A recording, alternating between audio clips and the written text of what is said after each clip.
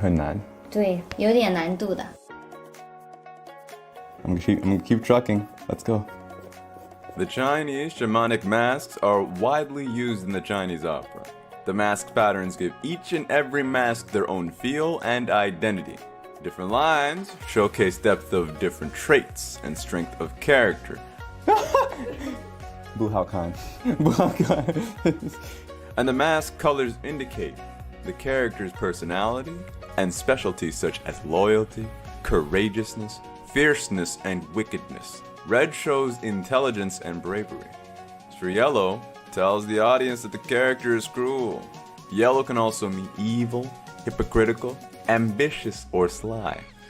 Green shows the character is violent, impulsive, and lacks restraint. Blue is also an indication of neutrality. In addition, blue can show stubbornness, astuteness, and fierceness. As for white, white indicates the character is evil and hypocritical. Alright, this is definitely much tougher. What is that? It's kind of out of focus. Is it an anime thing? Yeah, it's Tien from Dragon Ball Z. Okay. I got it from Perky Penguin, an artist on Twitter. Love it.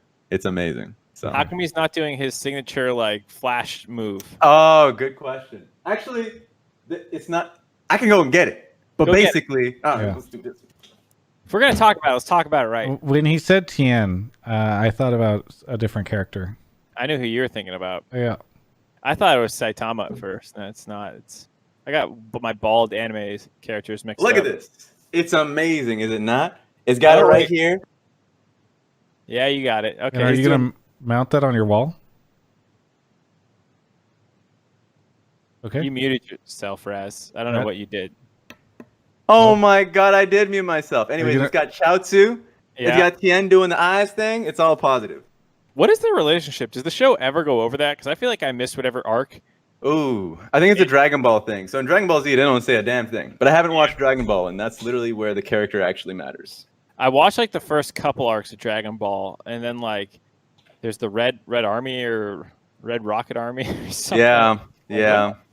You know what I realized, Mark? I've been thinking about this a lot lately. Some people, they're all like these weebs, right? And they're all into this anime shit and all that stuff.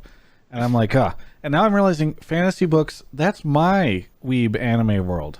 You know what I mean? You realize that like what Brandon Sanderson writes is like just anime. No. They're power armored knights flying through the sky and fucking fighting with changing weapons, changing forms. Maybe we don't give spoilers. Powers. No one cares. I'm just a big fan of the soundbite of Travis saying, "That's my anime world." Okay.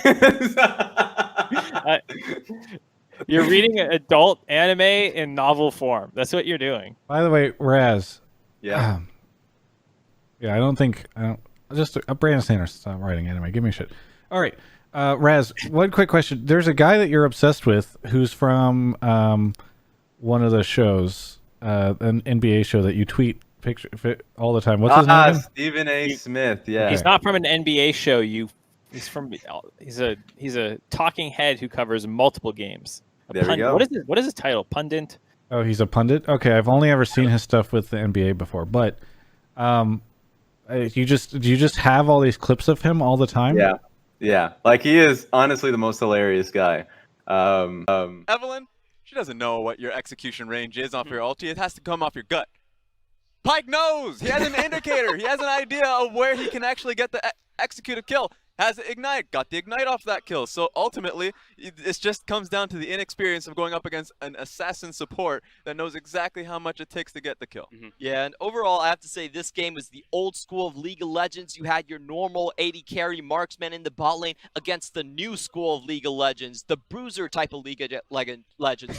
And we really saw the difference, the strengths and weaknesses between each of them. I think for the bruiser side, the big part was, like Frost Curran said, they had no push in the bot lane. Yeah. And that's why the dragon synergy didn't happen. Mm-hmm. And that's why their jungle couldn't snowball so far ahead, because Ballan with Dematerializer was able to then secure the buffs. Exactly. And Raz, I want to jump back on your point, because you were talking about like it's so good with the dragon, the jungler is going to benefit, the mid lane's going to benefit. But what actually happened in reality is the invades came through, and it feels like IG adapted to the situation very well. Yeah, the invades is well timed. time, because even though there's so many new things flying at your face, it's still the same old IG. They're going to be going in and heavy invades. Bottom lane gets pushed up, top lane is incredibly safe, and they know where Clid is because it's the mid laner who's tagging along with him. So it's so much easier to track down the Shyvana if you have an idea of where the camp's going. So biggest problem with the composition that JD have, and they recognize that they didn't have an ability to win skirmishes because there's no CC along with it. There is no catch potential with their champion. So if one gets caught, Shyvana in this case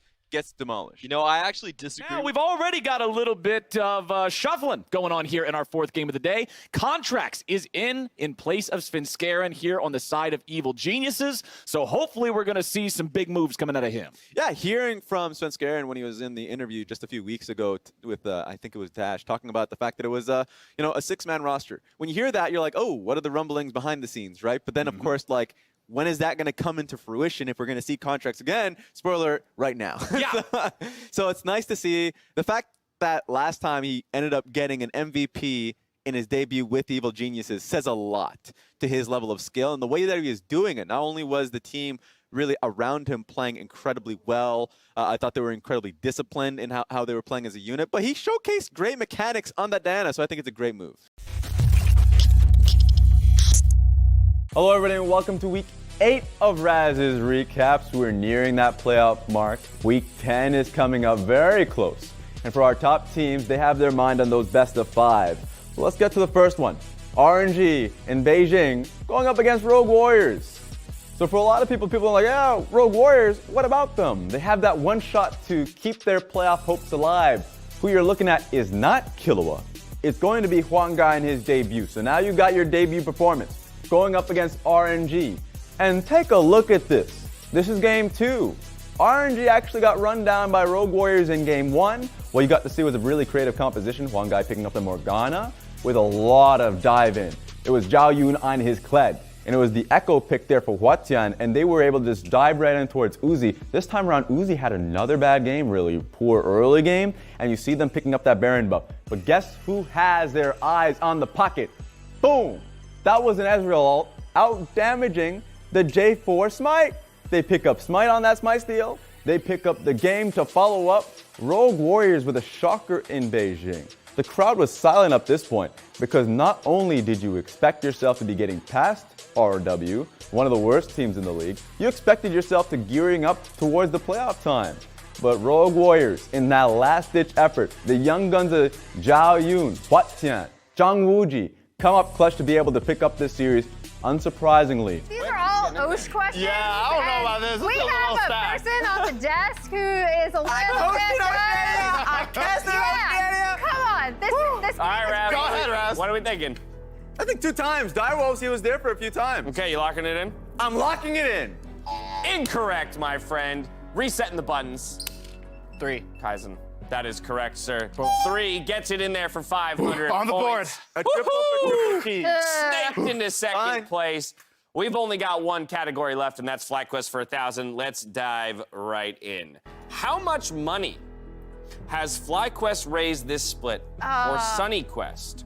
Is Oh it my A, God. $4,774, B, $3,896, C, $6,422, or D, is it Elite?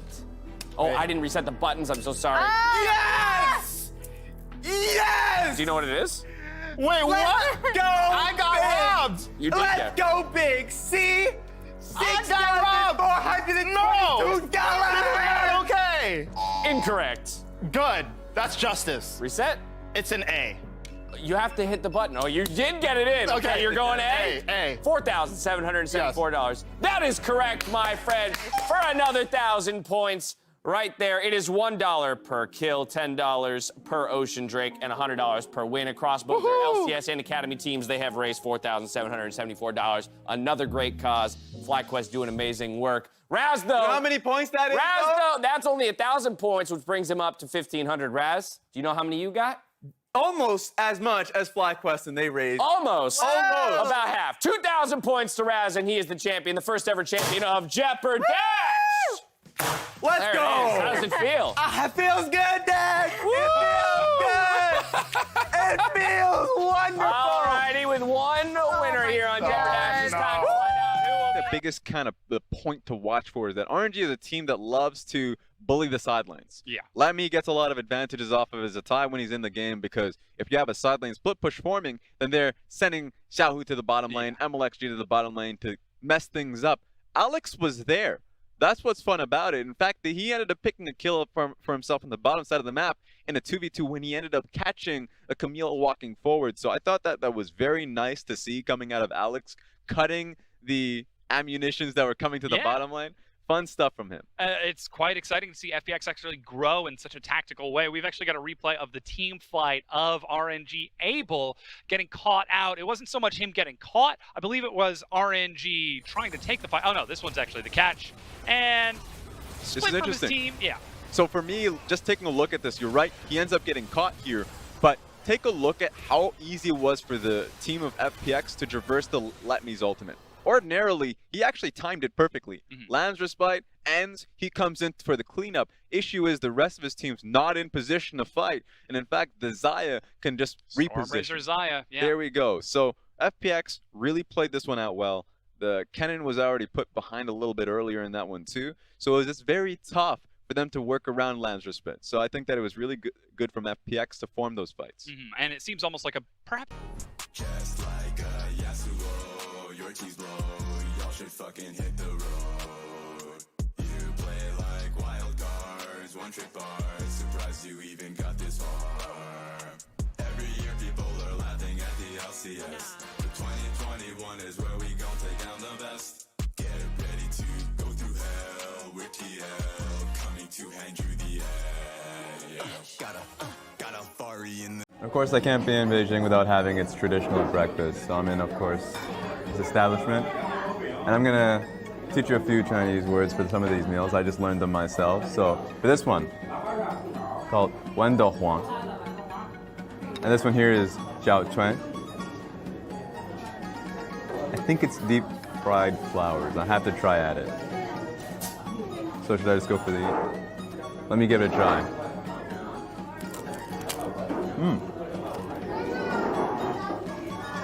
Very crunchy, as you could tell. That's the Chinese call it doujia. I like it. I mean, you can pair it up with everything here, so.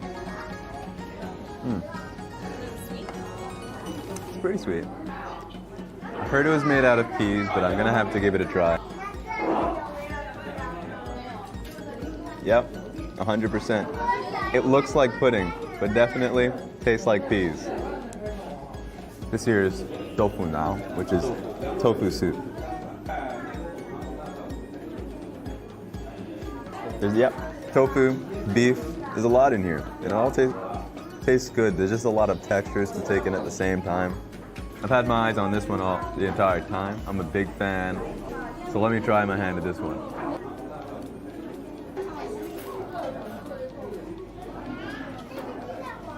This one's the best one. It's a little bit of a tough exterior. I feel like we've had this in most bakeries I've been to. And then the inside is really just... Hey, let's get into it. First slide. Who will win Sunday's playoff match? Is it going to be Cloud9? Is it going to be Team Liquid? It's our spring finals rematch, but they're the 4 and the 5 seeds. It sucks that they're facing off so early on. It has to be Cloud9. We just saw this matchup. Okay. We just saw this, and they went all in on who they were. Yeah. LeBlanc there for Perks. You also had the Callista there for Zen. They're getting a lot better. Fudge has been there all split long, waiting for his team to catch up to his own performance. Okay.